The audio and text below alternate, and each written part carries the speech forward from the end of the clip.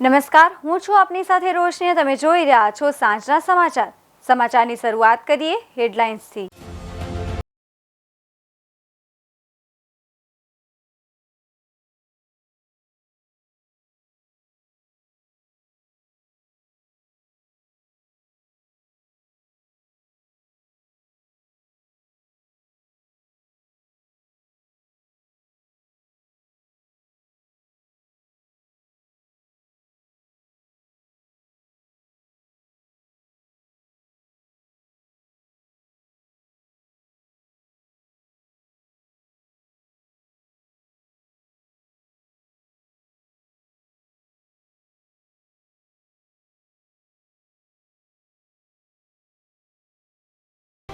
દરેક વસ્તુના વધતા ભાવ વચ્ચે સિંગતેલ અને કપાસિયા તેલના ભાવમાં ઘટાડો થયો. રાજકોટ સિંગતેલના ભાવમાં છેલ્લા 25 દિવસમાં 100 રૂપિયાનો ઘટાડો, તો કપાસિયા તેલમાં પણ 100 રૂપિયાનો.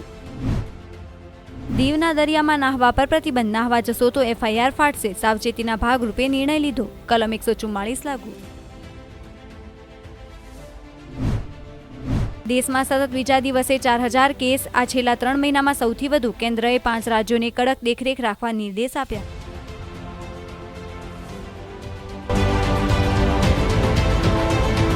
લાંબા સમયથી ગુજરાતની ગૃહિણીઓ ટેન્શનમાં હતી કે ઘર કેવી રીતે ચલાવવું.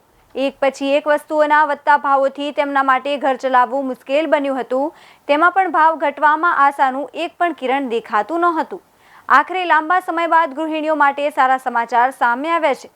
દરેક વસ્તુઓના વધતા ભાવ વચ્ચે સિંગતેલ અને કપાસિયા તેલના ભાવમાં એક મહિનામાં 150 થી 200 રૂપિયા સુધીનો ઘટાડો થયો છે. શા કારણે ખાદ્યતેલના ભાવમાં આવ્યો છે ઘટાડો? તો કેન્દ્ર અને રાજ્ય સરકારના સ્ટોક મર્યાદા કાયદાની અસર જોવા મળી. વેપારીઓએ નિયમિત ખાદ્યતેલનો સ્ટોક કેન્દ્ર સરકારની વેબસાઇટ પર અપલોડ કરવાનો હોવાથી સંગ્રહખોરી બંધ થઈ. સરકારે ખાદ્યતેલના એક્સપોર્ટ પર નિયંત્રણ લગાવ્યું. ચાઇનામાં સૌથી વધુ ખાદ્યતેલમાં સિંગતેલ એક્સપોર્ટ થતું.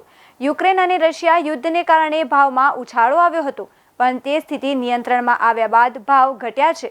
તો ખાદ્યતેલના વેપારી ભાવેશ પોપટે જણાવ્યું કે સિંગતેલનો 15 કિલોનો ડબ્બો 2770 થયો છે, જ્યારે કપાસિયા તેલનો 15 કિલોનો ડબ્બો 2650 રૂપિયા થયો છે. યુક્રેન અને રશિયા વચ્ચેના યુદ્ધને કારણે ખાદ્યતેલના ભાવમાં ધરખમ ઉછાળો આવ્યો હતો. જોકે ફરી એક વખત લગ્નસરાની સિઝન આવતા સામાન્ય 10 થી 30 રૂપિયા સુધીના ભાવ વધ્યા છે. વેપારી ભાવેશભાઈ પોપટે કહ્યું હતું કે મગફળીની સિઝન ન હોવાથી 90% ઓઇલ મિલો બંધ છે, તો બીજી તરફ ખાદ્યતેલની ડિમાન્ડ હોવાથી સામાન્ય ભાવ ઉછાળો આવ્યો છે. પરંતુ મે મહિનામાં 150 થી 200 રૂપિયા સુધીના ભાવ ઘટ્યા છે. આ વર્ષે ગુજરાતમાં જુદી જુદી જેલમાં કેદીઓ માટે પરીક્ષા કેન્દ્રની વ્યવસ્થા કરવામાં આવી હતી. કેદીઓ પણ તેમનું ભવિષ્ય ઉજ્જવળ બનાવી શકે તે માટે બોર્ડ દ્વારા પ્રયાસ કરવામાં આવ્યો છે. ગુજરાતભરની જેલોમાંથી 50 કેદીઓએ ધોરણ 12 સામાન્ય પ્રવાહની પરીક્ષા આપી હતી. ત્યારે આ 50 કેદીઓ પૈકી 29 ઉમેદવારો પરીક્ષામાં સફળ થયા છે. આ ઉમેદવારો જેલમાંથી મુક્ત થયા બાદ રોજગારી મેળવી શકશે, સાથે જ સન્માનભેર જીવન પણ જીવી શકશે. તો ગુજરાતમાં 4 સેન્ટ્રલ જેલ છે, તો 11 ડિસ્ટ્રિક્ટ જેલ આવેલી છે. કેદીઓનું તેમની સજા દરમિયાન વર્તન સુમેળભર્યું રહ્યું હોવાથી અને જેમને જેલના નિયમો સંપૂર્ણ રીતે પાળ્યા હોય તે લોકો ઓપન જેલમાં રહેતા હોય છે. ઘણીવાર તેમની સજા તેમના સારા વર્તનને કારણે ઓછી થાય તેવા પણ પ્રયાસ કરાય છે. આ સાથે જ જેલ તંત્ર દ્વારા આ કેદીઓ જેલમાંથી મુક્ત થયા બાદ સામાન્ય માણસની જેમ કમાઈને પોતાનું ગુજરાન ચલાવી શકે તેવા પણ પ્રયાસ કરવામાં આવે છે. તેથી જ કેદીઓ માટે શિક્ષણ બોર્ડ દ્વારા પરીક્ષા કેન્દ્રની પણ વ્યવસ્થા કરવામાં આવે છે. ગુજરાતની જેલોમાં 50 પૈકી 29 કેદીઓ ધોરણ 12 સામાન્ય પ્રવાહની પરીક્ષામાં પાસ થયા છે, એટલે કે 60% કરતાં વધુ પરિણામ આવ્યું છે. આ પરિણામના પગલે સફળ ઉમેદવારો જેલમાંથી મુક્ત થયા બાદ પોતાનું ભવિષ્ય ઉજળું બનાવી શકશે. મોંઘવારીના મારનો સામનો કરી રહેલી સામાન્ય જનતાને LPG સિલિન્ડર પર સબસિડીની આશા અંતે ઠગારી નીકળી છે.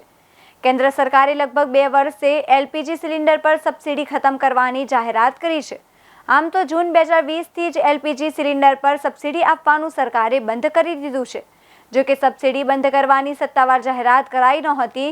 હવે માત્ર ઉજ્જવલા યોજનાના લાભાર્થીઓને LPG સિલિન્ડર પર ₹200ની સબસિડી મળશે.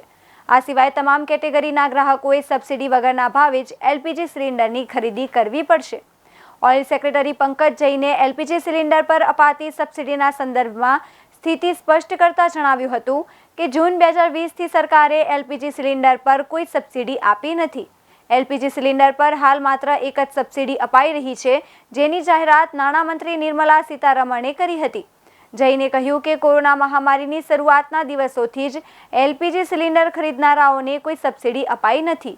ત્યારબાદથી માત્ર ઉજ્જવલા યોજનાના લાભાર્થીઓને સબસિડી અપાઈ રહી છે। અમરેલી જિલ્લાના જાફરાબાદ તાલુકાના રોહિશા ગામે લોકોના આરોગ્ય સાથે ચેડા કરવામાં આવતા હોવાની ફરિયાદ બાદ આરોગ્ય વિભાગની ટીમે તપાસ હાથ ધરી હતી। અમરેલી જિલ્લામાં ગામડે ગામડે આ પ્રકારે બોગસ તબીબોના હાટડા ખુલી ગયા છે। જાફરાબાદના રોહિશા ખાતે પણ એક આવો જ બોગસ તબીબ ધમધોકાર પ્રેક્ટિસ કરતો હોય। આખરે આજે આરોગ્ય વિભાગની ટીમ તેના ક્લિનિક પર પહોંચી હતી। જોકે તેનું ક્લિનિક છેલ્લા 3 દિવસથી બંધ હતું, જેથી આરોગ્ય વિભાગની ટીમે તેના ઘરે તપાસ કરી હતી, જેની જાણ થઈ જતા બોગસ તબીબ ફરાર થયો હતો। જોકે આરોગ્ય વિભાગની ટીમે ઘરની તલાશી લેતા ઘરમાંથી વિવિધ દવાઓનો જથ્થો મળી આવ્યો। હાલ આરોગ્ય વિભાગની ટીમે દવાઓનો જથ્થો તેમજ દવાખાનું સીલ કરીને બિનઅધિકૃત રીતે પ્રેક્ટિસ કરતા સુમરા હુસેન નામના શખ્સ વિરુદ્ધ આગળની તપાસ હાથ ધરી છે। ભારતીય જળ સીમામાં ઓખા નજીક એટીએસની બાતમીના આધારે કોસ્ટગાર્ડની ટીમે ઓપરેશન પાર પાડીને પાકિસ્તાન તરફથી આવતી અલનોમાન નામની બોટમાંથી 7 પાકિસ્તાની શખ્સોને ઝડપી લીધા હતા। આરોપીઓ સંદિગ્ધ પદાર્થ લઈને આવતા હોવાની બાતમી મળી હતી, જેની પૂછપરછમાં સામે આવ્યું કે તેઓએ ભારતીય કોસ્ટગાર્ડને જોઈને ડ્રગના 50 પેકેટ દરિયામાં ફેંકી દીધા હતા, જેથી આ માલ તેઓએ ક્યાંથી ભર્યો હતો, ક્યાં મોકલવાનો હતો, કોણ લેવા આવવાનું હતું તે સહિતની દિશામાં તપાસ કરવામાં આવી રહી છે। ભારતીય કોસ્ટગાર્ડના શિપ એરિંજયની મદદથી જળસીમામાં ઓખા નજીક દરિયાઈ વિસ્તારમાં કાર્યવાહી કરીને પાકિસ્તાનની અલનોમાન નામની બોટ સાથે 7 શખ્સોને ઝડપી લેવાયા હતા, જે પાકિસ્તાનના બલોચિસ્તાનના રહેવાસી હોવાનું સામે આવ્યું છે। રાજ્યના મોટાભાગના શહેરોના તાપમાનમાં આજે શુક્રવારે 1 થી 1.5 ડિગ્રી જેટલો પારો ગગડ્યો હતો। અમદાવાદમાં ગઈકાલે ગુરુવારે 43.3 ડિગ્રી તાપમાન નોંધાયું હતું, જે ઘટીને 42.3 ડિગ્રી નોંધાયું છે। આમ શહેરમાં તાપમાનનો પારો 1 ડિગ્રી જેટલો ગગડ્યો છે, પરંતુ ગરમી યથાવત જોવા મળી રહી છે। આજે કંડલા એરપોર્ટ પર સૌથી વધુ 43.2 ડિગ્રી તાપમાન નોંધાયું હતું। આમ કંડલા એરપોર્ટ સિવાય અન્ય શહેરોનું તાપમાન યલો એલર્ટમાં આવી ગયું છે। ગરમીની સાથે સાથે ઉકળાટ યથાવત રહેતા લોકો તોબાહ પોકારી ઉઠ્યા છે। ઉલ્લેખનીય છે કે દક્ષિણ ગુજરાતના તાપી, ડાંગ સહિતના વિસ્તારોમાં હળવો વરસાદ પડવાની આગાહી કરવામાં આવી હતી, જોકે બાદમાં વાતાવરણ ક્લિયર થઈ ગયું હતું। હવામાન ખાતાએ પ્રસિદ્ધ કરેલી વિગતો પ્રમાણે આગામી 4 દિવસ સુધી રાજ્યમાં કોઈ જગ્યાએ વરસાદની શક્યતાઓ જણાતી નથી। હવામાન ખાતાના અધિકારીઓના જણાવ્યા પ્રમાણે 10 થી 15મી જૂનની આસપાસ રાજ્યના વાતાવરણમાં પલટો શરૂ થશે। રાજ્ય સરકારની પ્રજાલક્ષી યોજનાનો લાભ લોકોને સતત મળતો રહે તે હેતુથી મોડાસા તાલુકાના ટિન્ટોઈ ગામે સેવા સેતુનો પ્રોગ્રામ રાખવામાં આવ્યો છે।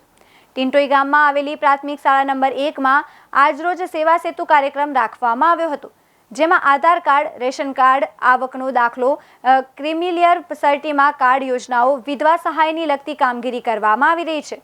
ખાસ કરીને આધાર કાર્ડમાં સુધારા વધારા તેમજ 5 વર્ષથી ઉંમરના બાળકોના આધાર અપડેટ કરવા માટે સેવા સેતુના કાર્યક્રમનું આયોજન કરાયું છે। ટિન્ટોઈ તથા આજુબાજુના અનેક અરજદારોએ આ કાર્યક્રમમાં ભાગ લીધો હતો। અરજદારોના અગત્યના કામો ઘરે બેઠા થતા હોવાથી લોકોમાં ખુશીનો માહોલ જોવા મળ્યો છે। આજ રોજ ટિન્ટોઈ ખાતે સરકારશ્રી દ્વારા સેવા સેતુનો કાર્યક્રમ રાખવામાં આવેલ, એમાં અમને ઘર બેઠા જે લાભો મળ્યા તેમાં આધાર કાર્ડ, ચૂંટણી કાર્ડ, નો ક્રિમિલિયર સર્ટી, આવકના દાખલા, રેશનિંગ કાર્ડ, આ બધી સગવડો ઘર બેઠા મળી એ બદલ સરકારશ્રીનો ખૂબ ખૂબ આભાર વ્યક્ત કરીએ છીએ અને લોકો પ્રજાજનમાં ખુશીનો માહોલ છે। અમે આજે જે સેવા સેતુનો કાર્યક્રમ સરકારશ્રી દ્વારા થયેલ છે અને જે આધાર કાર્ડ, રેશન કાર્ડ તથા મા કાર્ડનો જે ફાયદો ગામજનોને મળેલ છે તે બદલ સરકારશ્રીનો ટિન્ટોઈ ગામ વતી હું આભાર માનું છું। મુખ્યમંત્રી ભૂપેન્દ્ર પટેલે પાલનપુરમાં 29,700 ચોરસ મીટર વિસ્તારમાં 37.82 કરોડ રૂપિયાના ખર્ચે નવનિર્મિત આઇકોનિક બસ સ્પોટનું લોકાર્પણ અને 118 કરોડના ખર્ચે નિર્માણ થનારા સિસરાણા 220 કેવી સબસ્ટેશનનું ભૂમિપૂજન કર્યું હતું। રૂપિયા 118 કરોડના ખર્ચે બનનારું સિસરાણા સબસ્ટેશન બનાસકાંઠા જિલ્લાના 24,000 ખેડૂતો સહિત કુલ 1,20,000 ગ્રાહકોને સતત વીજ પુરવઠો પૂરો પાડવામાં ઉપયોગી બનશે। મુખ્યમંત્રી ભૂપેન્દ્ર પટેલે રાજ્યમંત્રી ગજેન્દ્રસિંહ પરમાર, રાજ્યમંત્રી કીર્તિસિંહ, સાંસદ સર્વશ્રી દિનેશભાઈ આનાવાડિયા, ભરતસિંહ ડાભી, પરબતભાઈ પટેલ, ધારાસભ્યો અને પદાધિકારીઓની ઉપસ્થિતિમાં આ વિકાસ કામોનું લોકાર્પણ ખાતમુહૂર્ત કર્યું હતું. તો ગુજરાત રાજ્ય માર્ગ વાહન વ્યવહાર નિગમ એસટી દ્વારા રાજ્યમાં આવા અદ્યતન સુવિધાસભર 7 આઇકોનિક બસ સ્પોટ પીપીપી ધોરણે નિર્માણ થઈને પેસેન્જર સેવામાં કાર્યરત છે અને 10 સેટેલાઇટ બસ સ્પોટ નિર્માણાધીન છે. મુખ્યમંત્રી ભૂપેન્દ્ર પટેલે આ પ્રસંગે કહ્યું કે આદરણીય વડાપ્રધાન નરેન્દ્રભાઈ મોદીના માર્ગદર્શનમાં ભારતીય જનતા પાર્ટીની સરકાર લોકહિત, જનકલ્યાણ અને અત્યોદયના કાર્યોને પ્રાધાન્ય આપે છે. વિકાસના પાયામાં શિક્ષણ, સ્વાસ્થ્ય અને સુરક્ષા એ 3 બાબત મુખ્ય છે અને તે સૌને મળી રહે તેવું આયોજન સરકારે કર્યું છે. ગામડામાં સારા રસ્તા, સારી આરોગ્ય સેવા, પૂરતી વીજળી આપીને આપણે આ 3 ક્ષેત્રોમાં અનેક વિકાસ કામો પ્રધાનમંત્રીના માર્ગદર્શનમાં કર્યા છે એમ પણ તેમણે જણાવ્યું હતું. તેમજ સામાન્ય માનવી, ગરીબ અને છેવાડાના લોકોને સુવિધા સરળતાથી મળે તેવો પ્રધાનમંત્રી નરેન્દ્રભાઈનો નિર્ધાર 8 વર્ષોના તેમના સુશાસનમાં પાર પડ્યો છે તેમ મુખ્યમંત્રીએ દ્રઢતાપૂર્વક જણાવ્યું હતું. તો મુખ્યમંત્રીએ કોરોના મહામારી દરમિયાન એસટી નિગમના કર્મચારીઓએ આપેલી સેવાની સરાહના કરતા કહ્યું કે 23,000 બસ દ્વારા 6.99 લાખ મુસાફરોને લાભ આપનારા એસટીના આ સેવકો અભિનંદનને પાત્ર છે. વડાપ્રધાન નરેન્દ્ર મોદીના ગુજરાતના મુખ્યમંત્રી તરીકેના કાર્યકાળ દરમિયાન ઘરે ઘરે વીજળી પહોંચાડવાના રાજ્ય સરકારની સફળતાની વિસ્તૃત છણાવટ મુખ્યમંત્રીએ કરી હતી. તો 1960માં ગુજરાત અલગ રાજ્ય તરીકે અસ્તિત્વમાં આવ્યું ત્યારથી 2002 સુધીમાં 702 વીજ સબસ્ટેશન બન્યા હતા. 2 દાયકામાં રાજ્યમાં 1549 નવા વીજ સબસ્ટેશન બન્યા છે, એટલે કે દર વર્ષે એવરેજ 78 વીજ સબસ્ટેશન નિર્માણ થાય છે. વડાપ્રધાન નરેન્દ્રભાઈ મોદીની પ્રેરણાથી ગુજરાતને પરિવહન અને ઉર્જા એમ બંને ક્ષેત્રે આત્મનિર્ભર બનાવવાની પ્રતિબદ્ધતા મુખ્યમંત્રીએ આ પ્રસંગે વ્યક્ત કરી હતી. આ અવસરે રાજ્ય સરકારના વરિષ્ઠ સચિવો અને પદાધિકારીઓ તેમજ નાગરિકો ઉપસ્થિત રહ્યા હતા. ફરવાના શોખીન ગુજરાતીઓ માટે હોટ ફેવરિટ ડેસ્ટિનેશન એટલે દીવ દમણ. તેમાં પણ દારૂ પર પ્રતિબંધ ન હોવાથી મોટી સંખ્યામાં પર્યટકો આ સ્થળોએ જવાનું પસંદ કરે છે. આવામાં પર્યટન સ્થળ દીવમાં પ્રવાસીઓનો સૌથી વધુ ધસારો રહે છે.